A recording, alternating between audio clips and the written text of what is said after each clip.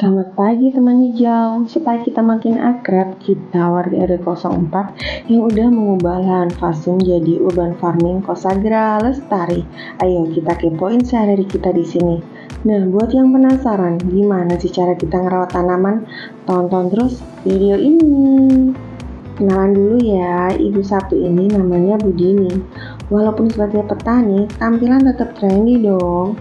Tiap pagi dan sore, aktivitas piket yang paling sering adalah menyapu daun-daun kering dari pohon-pohon besar. Selain lingkungan menjadi bersih, daun bisa kita manfaatkan menjadi kompos yang akan membantu meningkatkan unsur hara dalam tanah. Kompos daun atau yang disebut dengan humus kaya akan nitrogen, fosfor, kalium, magnesium, dan lain sebagainya. Apakah sampah langsung bisa dipakai di campuran media tanam? Oh tentu tidak. Kumpulkan dahulu dalam tong komposter, jangan lupa semprot dengan E4, kemudian diamkan selama 1 bulan. Setelah itu kompos bisa dipakai sebagai campuran media tanam. Lanjut, setelah membersihkan daun-daun kering, kita geser nih ke hidroponik. Jangan lupa memberikan nutrisi A dan B ke dalam bak hidroponik. Nutrisi A digunakan untuk mewakili unsur makro hara. Di antaranya ialah nitrogen, kalium, fosfor, magnesium, dan lain sebagainya. Sedangkan nutrisi B digunakan untuk mewakili unsur mikro hara. Di antaranya ialah tembaga, besi, klor, dan lain sebagainya. Kemudian cek kadar ppm menggunakan TDS. Apabila TDS masih kisaran 800 hingga 1500, maka nutrisi sudah cukup terpenuhi. Lanjut cek hama ya, diintip daun-daun sayuran terutama di balik daun.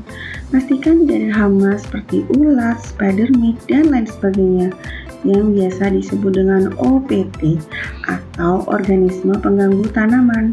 Kemudian jangan lupa semprot pestisida nabati setiap 1 minggu sekali. Apa sih kandungan pestisida nabati? Terdiri dari rendaman daun pepaya, cabai, dan bawang putih. Fungsi dari pestisida nabati ini apa? Sebagai pencegahan OPT bertelur, menolak OPT memakan sayuran, dan menghambat perkembangbiakan OPT. Ada yang tahu nggak alat TDS itu untuk apa di hidroponik? TDS adalah singkatan dari Total Dissolved Solid atau bisa diartikan dari total padatan terlarut. Fungsi dari alat ini yaitu mengukur total padatan atau partikel terlarut dalam air. TDS meter ini memiliki nilai satuan ukur ppm atau part per million. Alat ini digunakan untuk mengukur kadar larutan nutrisi hidroponik agar sesuai dengan kebutuhan tanaman. Belum kelar-kelar nih cerita hidroponik. Nanti tonton next video kita ya, akan kita bahas tuntas mengenai hidroponik. Nah, ini Bu Dini, Bu Astuti, dan Bu Hance sedang memindahkan semen sayur sampung ke pipa hidroponik.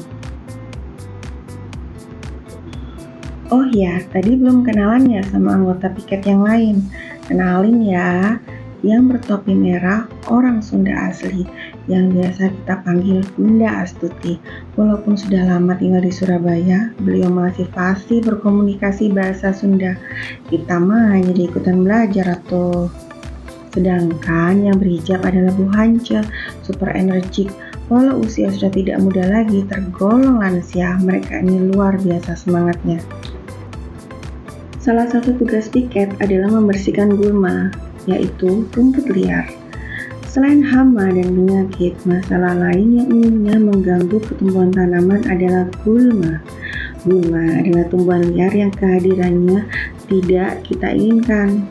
Gulma memiliki sifat kompetitif dan melawan tanaman kebun, sehingga akan mengambil kebutuhan air, cahaya, nutrisi, dan ruang. Gulma sangat merugikan tanaman karena akan menghambat pertumbuhan tanaman sehat, sehingga terjadi penurunan kuantitas dan kualitas produksi tanaman, serta menjadi sarang hama dan penyakit. Ada yang barusan dateng nih, Eyang Projo.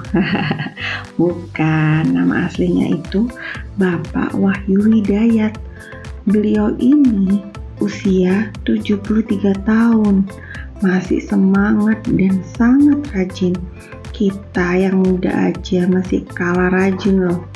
Setiap pagi dan sore beliau rajin datang ke kebun beraktivitas seperti memasang paving, memupuk tanaman, menanam tanaman, menyiram. Kadang hanya duduk saja sambil cangkruan dengan semua orang. Dan semua itu dilakukan dengan sukarela. Salah satu aktivitas yang beliau lakukan sekarang, menyiram tanaman adalah tugas rutin piket. Menyiram tanaman ada caranya loh, seperti tanaman berbuah. Kita hindari menyiram dari atas karena akan menjatuhkan bakal buah maupun bakal bunga yang akan menurunkan produksi sayuran dan buah. Tiap tanaman mempunyai treatment siram sendiri tergantung dari jenis tanaman yang kita tanam. Cukup sekian video kita ini. Selanjutnya akan kita bahas lebih detail mengenai media tanam, pengendalian OPT, hidroponik, tanaman melon, dan sebagainya. Yuk tulis di kolom komentar apa yang ingin kalian ketahui. Tonton terus video kita ya, biar kita semangat membuat video. Semoga sedikit informasi yang saya jelaskan di video ini bermanfaat